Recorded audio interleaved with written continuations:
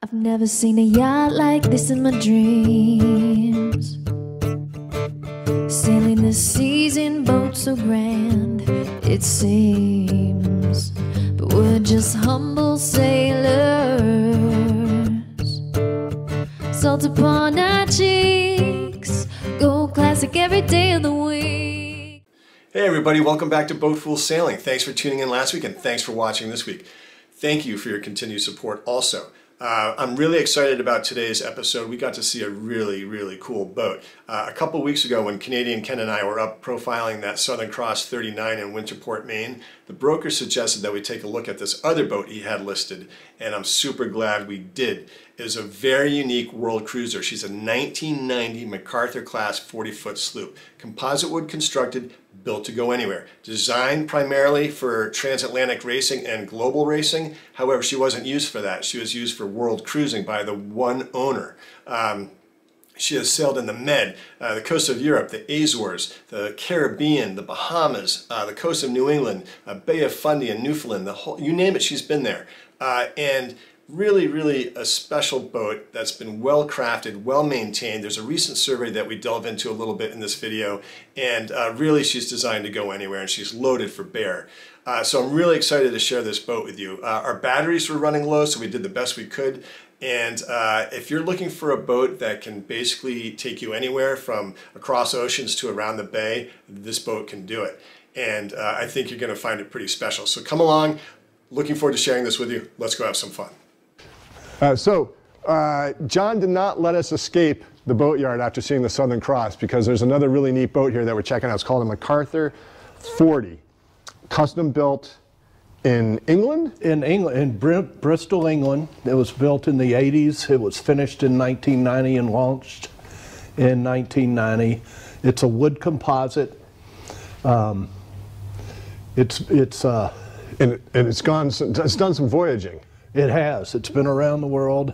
Mediterranean, England, Spain, around Spain. Newfoundland. And she is for Nova sale, Scotia. we should mention. And it is for sale. What's the list price on this? $35,000. $35,000. And we're gonna take a look, because this is pretty cool. So it's wood with tell us a little bit about the construction method on this, because it's unusual. The construction, yeah, it's more like a airplane fuselage as far as the interior construction of it. And it is covered in cast cover, which was developed in England in the 80s. Okay. And it's a nylon cover over the wood. Sheathing over the over the wood. Glued, special glue for that. Okay.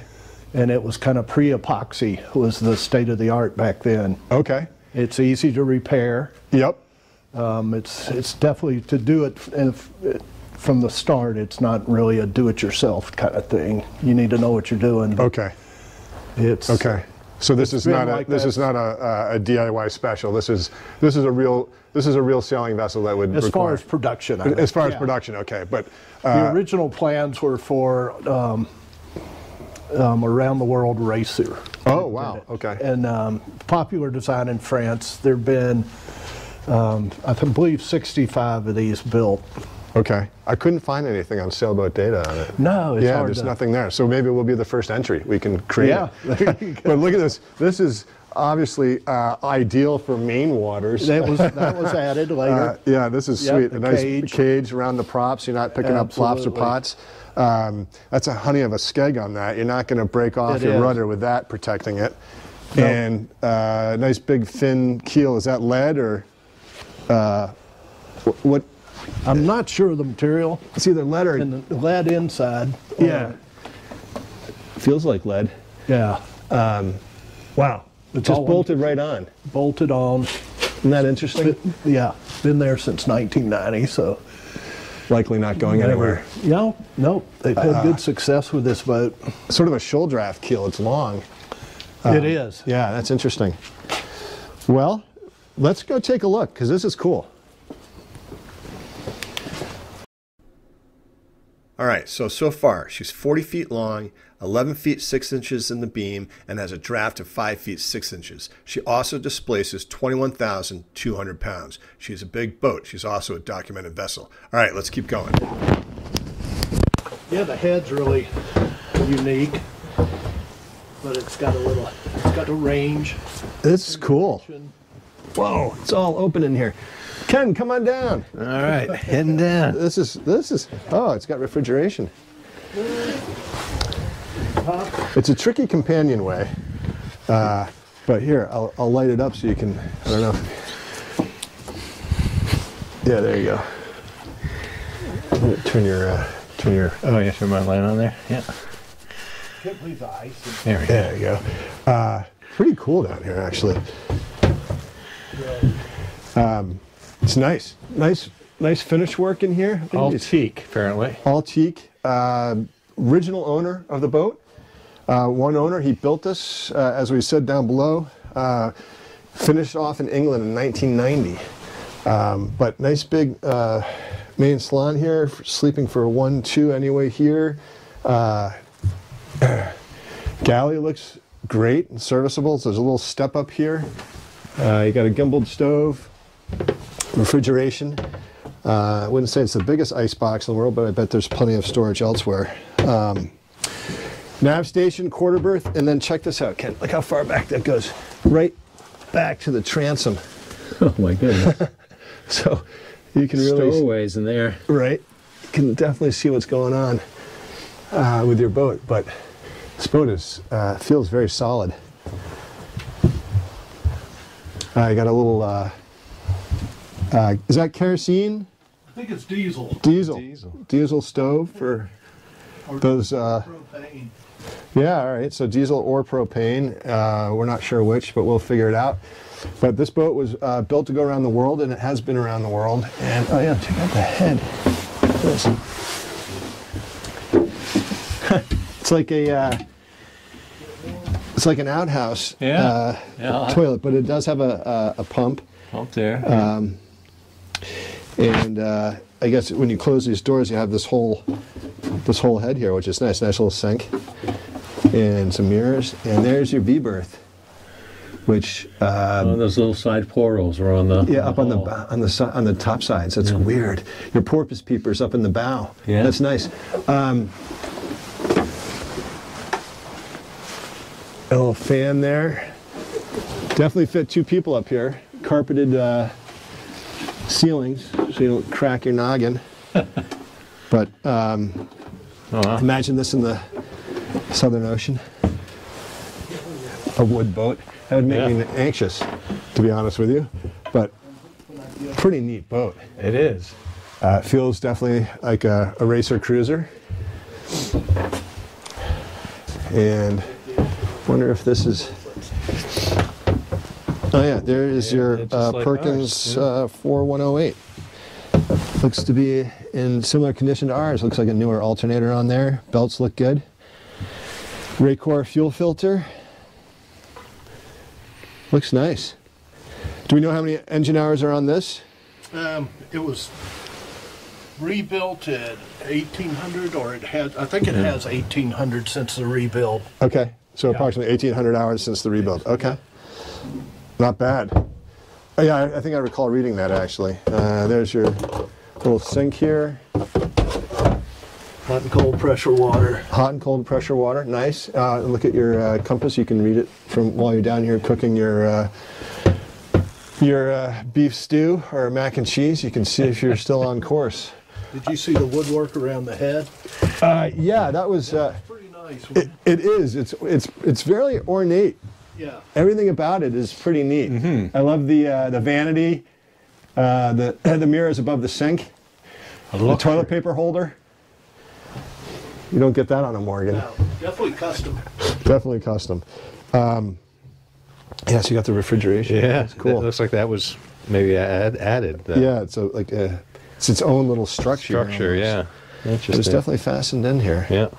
That's neat. Let's see what it looks like closed. Boom. Yeah, so it's a little serves as a little counter. Yeah, that works. Neat boat. So this, like you said, John, this is original owner. Been around the world. Yep. Been everywhere. Was the builder. And the key feature I'm seeing here, oh, I thought that was a beer opener. It's been the bin pulls. Not the beer holder. So forget it. This boat is worthless.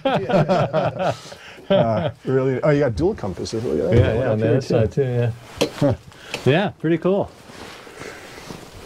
I'm going to climb back in there. All right, Go for it. Light my way. I'm going in. You never, Oh yeah. So look, ever see him again? you can Access the engine there too. look at that engine access. That is extraordinary. Yeah, that's just like ours, though the heat exchangers in a different location. Fuel filter is in the same place. Okay, so there's your exhaust. Oh, you got a dripless shaft seal on here. That's nice. That's like ours. And There's even a little louvered light above you. I mean, that goes into the cockpit. So you got a little light in here. Oh, is that there. right? Yeah, above your head there. There's a little port. port. Oh yeah, there. it goes in the nice. Look at this. Look at all this wood. It's amazing. Very cool.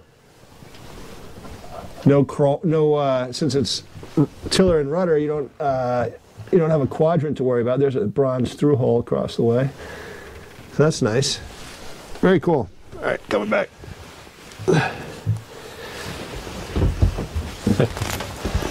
What a funky boat. This is cool. It's different. Yeah.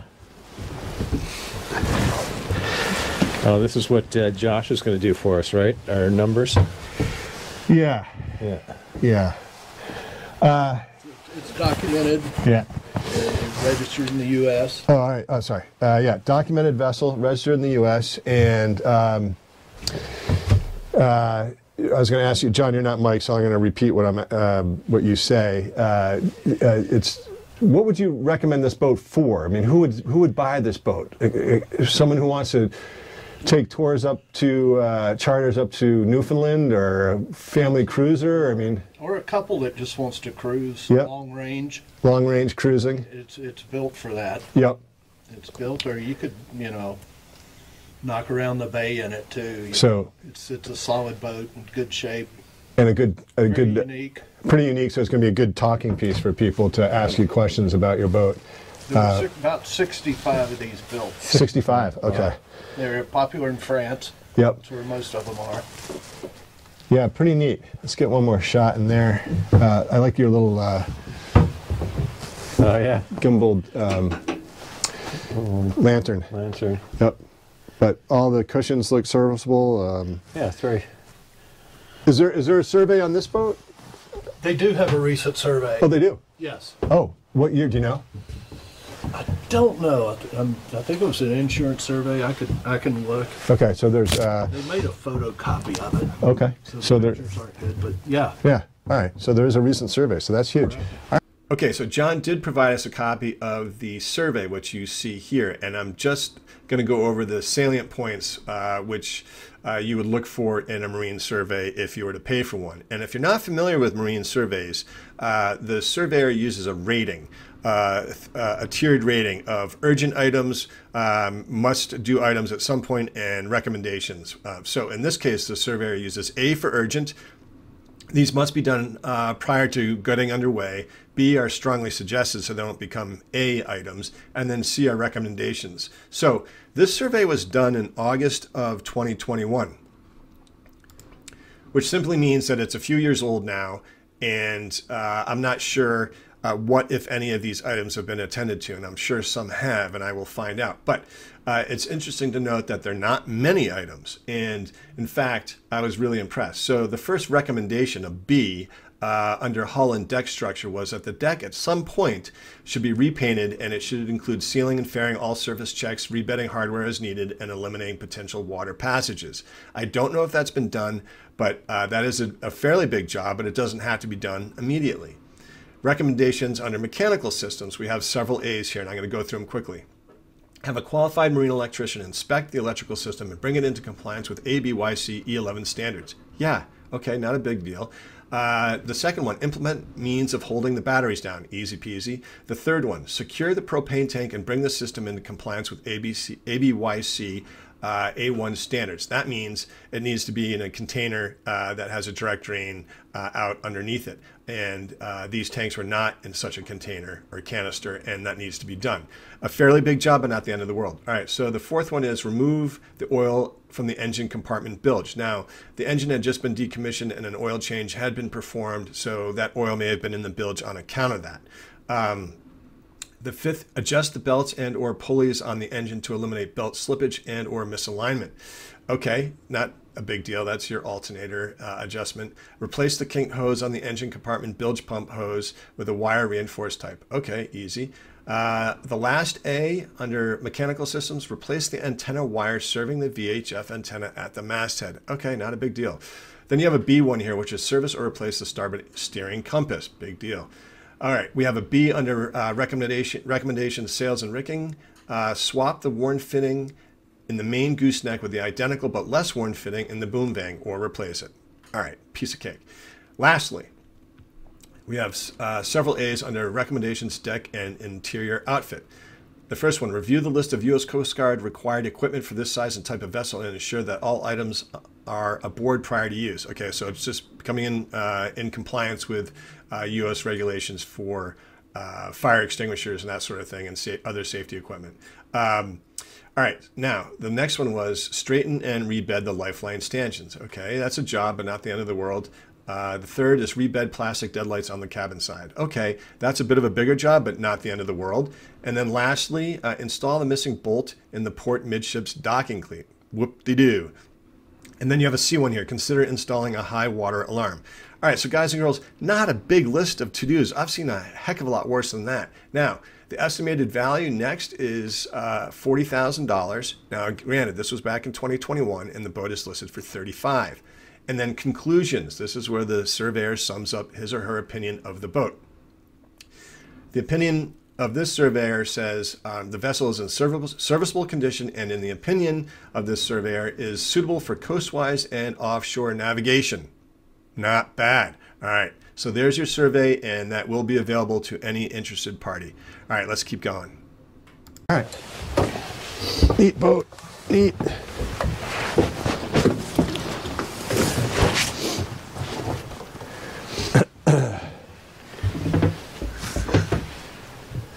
She's covered up, but I'll take that and I'll walk up. Definitely not a cocktail cockpit. No, it's definitely more for your, Well, it's not bad. It's not like the other one. No, it's not like the other one, but The drains out of the cockpit are some big scuppers down there. huge. Yeah. Yeah, it's meant to take water, yeah. Yeah. Surprised those primaries aren't self-tailing. No kidding. Yeah. But look at this handle here along the Dodger going up to your. That's cherry. That's significant. Yeah, that looks like cherry. Yep. So we're gonna creep under the plastic here. It's gonna be a little loud, but I want to show you the decks. But pretty neat. Nice grippy decks, that's for sure. That's all. This is a sort of a rubber. Yeah, you got a good grip on the Good decks, grip on for sure. this. There's your forward hatch. Covered up, yeah.